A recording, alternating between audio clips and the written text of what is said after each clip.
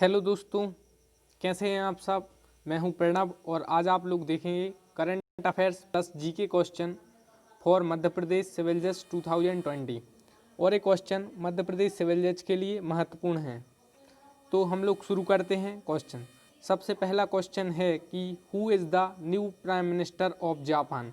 आपको पता है कि अभी हाल ही में जापान के प्रधानमंत्री चेंज हुए हैं या जापान के प्राइम मिनिस्टर चेंज हुए हैं।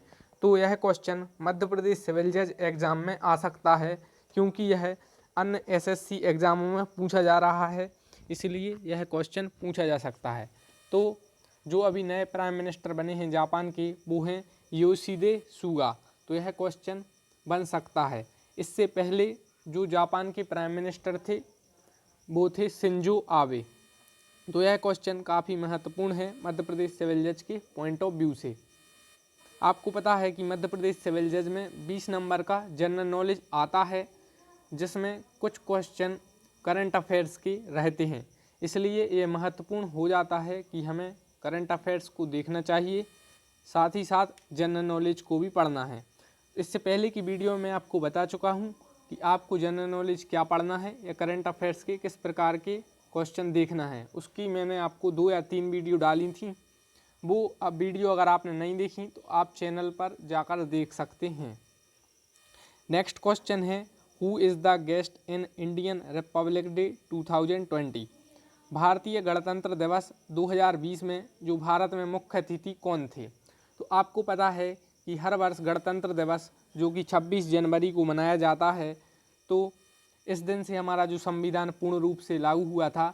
तो एक गेस्ट, एक विदेशी गेस्ट मतलब फॉरेन गेस्ट को बुलाया जाता है। वो किसी भी देश के राष्ट्रपति, राज्य प्रमुख या प्रधानमंत्री रहते हैं। तो 2020 में जो गेस्ट थे इंडियन रिपब्लिक डे पर, वो थे जेयर बोलनसारो। और जेयर बोलनसारो 2020 में काफ़ी चर्चा में रहे हैं और इनसे रिलेटेड क्वेश्चन बन सकता है। ये ब्राज़ील के हैं, जेयर बोलनसारो ब्राज़ील के हैं और यह ब्राज़ील के राष्ट्रपति हैं या वहाँ के राष्ट्र प्रमुख आप इन्हें कह सकते हैं।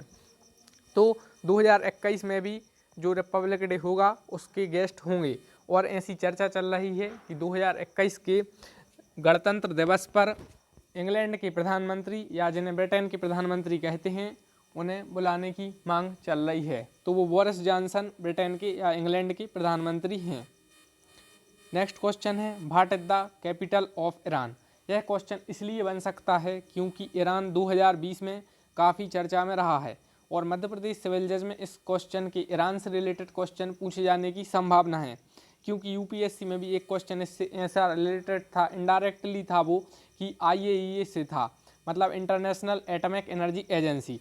तो ईरान न्यूक्लियर डील काफ़ी इस साल चर्चा में रही है, इसलिए यह क्वेश्चन बन सकता है। तो कैपिटल ऑफ ईरान क्या है।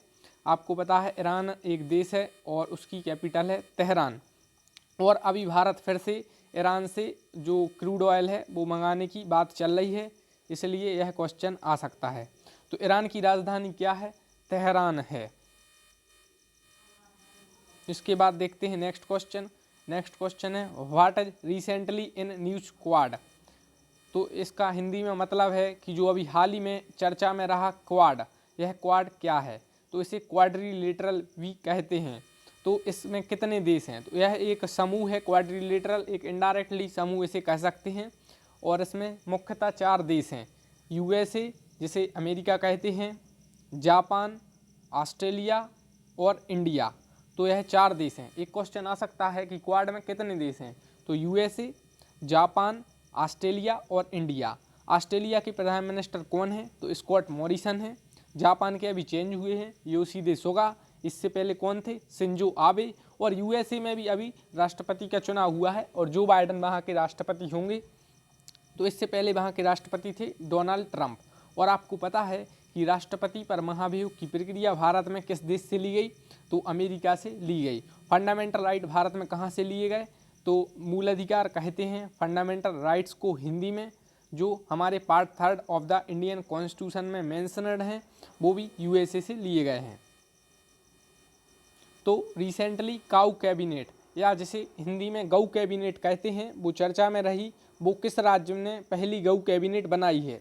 इसके आपके ऑप्शन हैं मध्य प्रदेश, उत्तर प्रदेश, झारखंड या छत्तीसगढ़। तो अभी हाल ही में जो पहली गई गौ कैबिनेट या काऊ कैबिनेट गठित हुई है वो मध्य प्रदेश में गठित हुई है।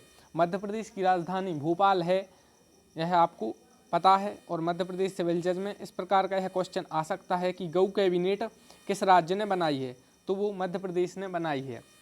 मध्य प्रदेश से रिलेटेड एक या दो क्वेश्चन पूछे जाते हैं, जो कि अभी हम लोगों ने देखा कि इससे पहले जो सिविल जज में मध्य प्रदेश से रिलेटेड क्वेश्चन पूछे गए हैं वो अगर कोई न्यू डिस्ट्रिक्ट बना है या कर्क रेखा मध्य प्रदेश के कितने जिलों से गुजरती है, इस प्रकार के क्वेश्चन पूछे जाते हैं। या यह क्वेश्चन बन सकता है कि कितनी स्मार्ट सिटी मध्य प्रदेश में है, तो मध्य प्रदेश के क्वेश्चन को भी हमें देखकर चलना है। और इस वीडियो को देखने के बाद आप एक्सपीरियंस कर सकेंगे कि किस प्रकार के क्वेश्चन मध्य प्रदेश सिविल जज एग्जाम में पूछे जाते हैं या पूछे जाने की संभावना है। सो नेक्स्ट क्वेश्चन है, who is the RBI governor? In recently RBI in news, so this question has been asked. So RBI के गवर्नर हैं शक्तिकांत दास। और मॉनेटरी पॉलिसी कौन जारी करता है, तो वो RBI करता है। तो RBI के जो गवर्नर हैं वो हैं शक्तिकांत दास। इसके बाद नेक्स्ट क्वेश्चन है कि 2019 क्रिकेट वर्ल्ड कप किस देश ने जीता? Which country won 2019 cricket world cup? आपको पता है कि 2019 का जो क्रिकेट वर्ल्ड कप हुआ था वो किस देश में हुआ था, तो आपको पता है यह इंग्लैंड में हुआ था। तो उसी देश ने यह वर्ल्ड कप जीता है। यह क्वेश्चन भी बन सकता है कि 2000 अब इसके बाद जो वर्ल्ड कप होगा क्रिकेट वर्ल्ड कप वो किस देश में होगा, तो वो भारत में होगा और 2023 में होगा।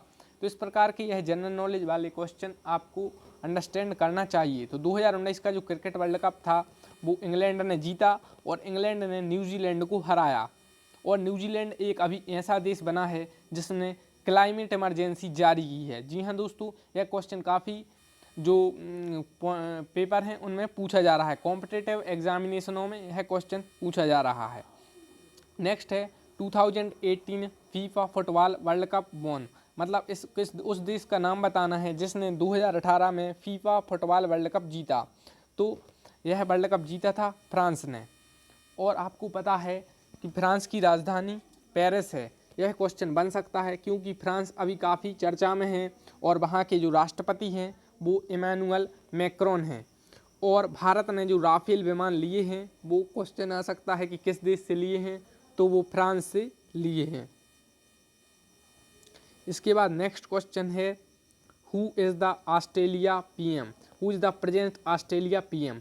आपको पता है ऑस्ट्रेलिया एक महाद्वीप भी है, मतलब ऑस्ट्रेलिया एक कंटिनेंट भी है और यह दुनिया का सबसे छोटा कंटिनेंट है।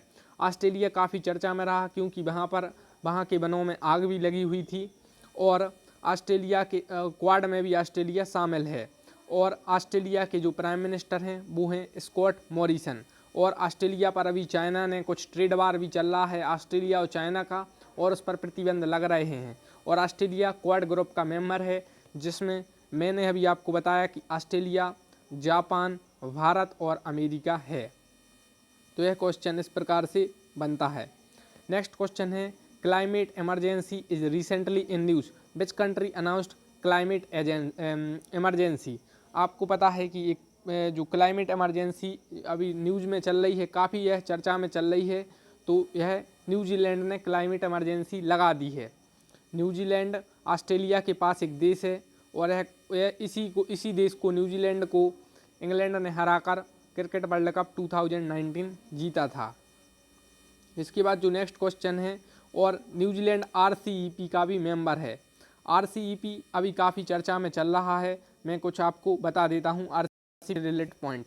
RCEP एक एग्रीमेंट है और इसमें 15 देश हैं। RCEP एक एग्रीमेंट है और इसमें 15 देश हैं। सिविल जज में बाकी यह क्वेश्चन नहीं पूछा जा सकता है, यह PSC और UPSC लेवल का क्वेश्चन है। बाकी इसका आपको फुल फॉर्म पूछा जा सकता है या यह पूछा जा सकता है कि क्या भारत ने RCEP ज्वाइन किया है।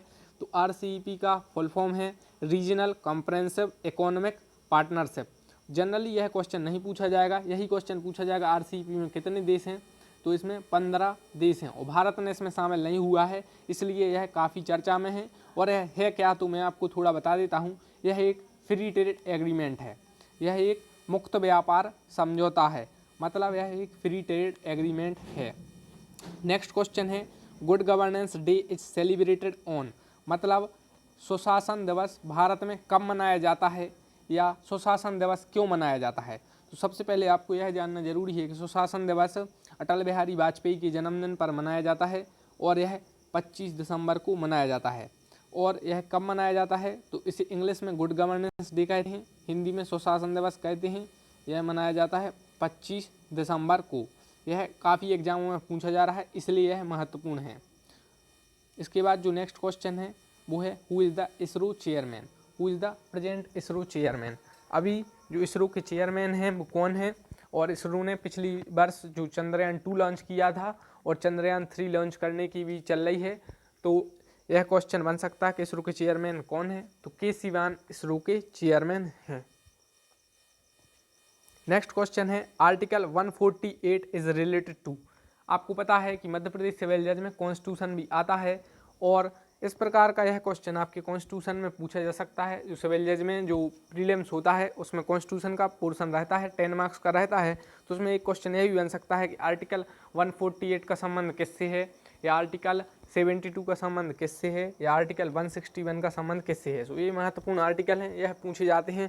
तो आर्टिकल 148 का जो संबंध है वो कैग से है, जिसे कैग का फुल फॉर्म भी कई एग्जाम में पूछा जा रहा है, मतलब comptroller and auditor general of India. इसे हिंदी में शायद महालेखा परीक्षक कहते हैं, नियंत्रक एवं महालेखा परीक्षक कहते हैं। तो ये महत्वपूर्ण आर्टिकल हैं।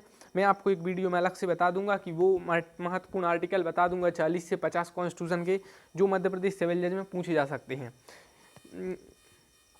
इसके बाद जो नेक्स्ट क्वेश्चन है वो है who is the x officio chairman of Rajya Sabha. Rajya Sabha का चेयरमैन कौन रहता है। तो यह क्वेश्चन पूछा जा सकता है कि राज्यसभा का चेयरमैन कौन रहता है। तो जो भारत के उपराष्ट्रपति हैं वही राज्यसभा के चेयरमैन रहते हैं, मतलब जो भारत के उपराष्ट्रपति हैं वो राज्यसभा के सभापति रहते हैं या सभा की अध्यक्षता करते हैं। तो अभी जो भारत के उपराष्ट्रपति हैं वो हैं वेंकैया नायडू। तो भारत के अभी राष्ट्रपति कौन है, रामनाथ कोविंद। उपराष्ट्रपति कौन है, वेंकैया नायडू। और राज्यसभा के सभापति क्वेश्चन है कौन है, तो वो भी राज्यसभा के सभापति उपराष्ट्रपति ही होते हैं और वो हैं वेंकैया नायडू। और जो उपसभापति हैं तो वो हैं हरिवंश। यह क्वेश्चन बन सकता है। इससे पहले भी जो राज्यसभा के उपसभापति थे वो हरिवंश थे और एक बार फिर से वो इलेक्ट हुए हैं। हरिवंश उपसभापति हैं, सभापति हैं वेंकैया नायडू और उपसभापति हैं हरिवंश। आपको पता है राज्यसभा अपर हाउस है या उच्च सदन है और लोकसभा लोअर हाउस है। राज्यसभा का सांसद एक बार नियुक्त होता है तो 6 साल रहता है, जबकि लोकसभा का सांसद 5 साल रहता है। यह क्वेश्चन भी पूछा जा सकता है। नेक्स्ट है Nobel peace prize 2020 awarded for. Nobel peace prize से एक क्वेश्चन सिविल जज में पूछा जा सकता है, लेकिन जो अवार्ड से जो क्वेश्चन आते हैं वो जनरली महत्वपूर्ण अवार्ड आते हैं। जैसे कि नोबेल में भी 2 प्राइज महत्वपूर्ण होते हैं, एक तो शांति का नोबेल किसे मिला और दूसरा कोई अगर भारतीय को नोबेल मिलता है तो वो पूछा जाता है, या तीसरा इकोनॉमिक्स का जनरली नोबेल पूछा जाता है। ये 3 नोबेल से आपको अगर आप पढ़ना चाहें तो पढ़ सकते हैं, जनरली ये 3 तो आपको बनने ही चाहिए। तो नोबेल पीस प्राइज जो 2020 अवार्डेड हुआ है वो वर्ल्ड फूड प्रोग्राम जिसे WFP कहते हैं उसे अवार्डेड हुआ है। नेक्स्ट क्वेश्चन है व्हाट इज MSP। MSP काफ़ी चर्चा में चल रहा है, तो MSP का फुल फॉर्म पूछा जा सकता है। MSP का फुल फॉर्म है मिनिमम सपोर्ट प्राइस। यह एग्रीकल्चर से रिलेटेड है, तो क्वेश्चन आएगा what is MSP। So the full form of MSP is minimum support price. The next question in your screen is national science day celebrated on India in. National science day या राष्ट्रीय विज्ञान दिवस भारत में कब मनाया जाता है। तो यह मनाया जाता है 28 फरवरी को। तो 28 फरवरी को राष्ट्रीय विज्ञान दिवस मनाया जाता है। इसके बाद नेक्स्ट क्वेश्चन है कि निवाड़ी जो अभी हाल ही में नया जिला बना है, Niwari new district in MP belongs to which region. Niwari जो नया जिला बना है अभी वो किस संभाग में आता है। तो इसका राइट आंसर सागर संभाग। मैं आपको एक बार बता दूं, मैंने संभाग पूछा है, मैंने यही नहीं पूछा है कि निवाड़ी नया जिला किस जिले से अलग होकर बना है। अगर यह क्वेश्चन आया कि निवाड़ी नया जिला किस जिले से अलग होकर बना है तो वो टीकमगढ़ जिले से अलग होकर बना है। लेकिन यह क्वेश्चन आ गया कि वो निवाड़ी जो नया जिला टीकमगढ़ से अलग होकर बना है वो किस संभाग में आता है, तो आपका राइट आंसर रहेगा सागर संभाग। और मध्य प्रदेश में 10 संभाग हैं और सागर भी उन्हीं में से एक संभाग है। So Sagar region and distributed from Tikamgarh Sagar संभाग में आता है और यह जिला है वो टीकमगढ़ से अलग होकर बना है। तो नेक्स्ट क्वेश्चन एक और देख लेते हैं कि tropic of cancer passing through tropic of cancer passing through 14 district of MP and 8 states of India. मतलब इसे हिंदी में कहते हैं कर्क रेखा। कर्क रेखा मध्य प्रदेश के 14 जिलों से गुजरती है और 8 राज्यों से देश की गुजरती है। वो 8 राज्य एक बार देख लेते हैं। सबसे पहले है गुजरात। गुजरात से कर्क रेखा गुजरती है, राजस्थान से गुजरती है, मध्य प्रदेश से कर्क रेखा गुजरती है, आपको पता ही है 14 जिले, छत्तीसगढ़ से गुजरती है। मतलब ये सारे मध्य प्रदेश के बॉर्डरिंग स्टेट हैं। जैसे कि मध्य प्रदेश गुजरात से बाउंड्री शेयर करता है, राजस्थान से बाउंड्री शेयर करता है, छत्तीसगढ़ से बाउंड्री शेयर करता है। तो ये मध्य प्रदेश के बॉर्डरिंग स्टेट हैं। और मध्य प्रदेश सबसे कम, मध्य प्रदेश 2 जिलों के साथ गुजरात से बॉर्डर शेयर करता है। यह क्वेश्चन बनता है, नहीं, मध्य प्रदेश के कितने जिले गुजरात के साथ बॉर्डर शेयर करते हैं? तो मध्य प्रदेश के 2 जिले गुजरात के साथ बॉर्डर शेयर करते हैं। यह क्वेश्चन जनरली एमपीपीएससी में आ सकता है। बाकी सिविल जज में इस प्रकार के क्वेश्चन नहीं आते हैं। सिविल जज में जो करंट अफेयर्स रहता है कि कहाँ के प्रधानमंत्री नए बने हैं, या कहाँ कोई न्यू प्राइज दिया गया है, या कहाँ कोई नया जिला बना है, जनरली टाइप के क्वेश्चन आते हैं। जैसे कि कोई ग्रह से रिलेटेड क्वेश्चन आता है, साइंस आती है, थोड़ी हिस्ट्री का आता है, इस प्रकार के क्वेश्चन आते हैं। तो इस वीडियो में हमने ज़्यादातर करंट अफेयर्स और थोड़े जीके पर फोकस किया है। नेक्स्ट वीडियो फिर से आएगी, हम लोग ज़्यादातर क्वेश्चन कोशिश करेंगे कि जो करंट अफेयर्स के भी बनाएं और हिस्ट्री पॉलिटी जो जीके उसमें पूरा कवर होगा। तो झारखंड से भी कर्क रेखा गुजरती है, वेस्ट बंगाल से कर्क रेखा गुजरती है, त्रिपुरा से भी कर्क रेखा गुजरती है और मिजोरम से गुजरती है। तो एक बार फिर से देख लेते हैं। कर्क रेखा भारत के 8 राज्यों से होकर गुजरती है। कर्क रेखा को इंग्लिश में ट्रॉपिक ऑफ कैंसर कहते हैं और कर्क रेखा 23.5 डिग्री नॉर्थ पर रहती है, मतलब 23.5 ऑफ नॉर्थ। सो कर्क रेखा कितने गुजरात से गुजरती है, राजस्थान से गुजरती है, मध्य प्रदेश से गुजरती है, छत्तीसगढ़ से गुजरती है, झारखंड से गुजरती है, पश्चिम बंगाल से गुजरती है, त्रिपुरा से कर्क रेखा और मिजोरम से कर्क रेखा गुजरती है। तो दोस्तों, अगर आपने मध्य प्रदेश सिविल जज के प्रीवियस ईयर के पेपर नहीं देखे तो आप वो जाकर देख लीजिए, इस चैनल पर अवेलेबल हैं। और दोस्तों, अगर आपको वीडियो अच्छी लगी तो चैनल को सब्सक्राइब कर दीजिएगा, लाइक कर दीजिएगा, शेयर करिए दोस्तों के साथ, और आप कमेंट करिए कि मध्य प्रदेश सिविल जज से रिलेटेड आपको कोई भी डाउट हो तो आप वो पूछ सकते हैं। तो thanks for watching the video. Thank you.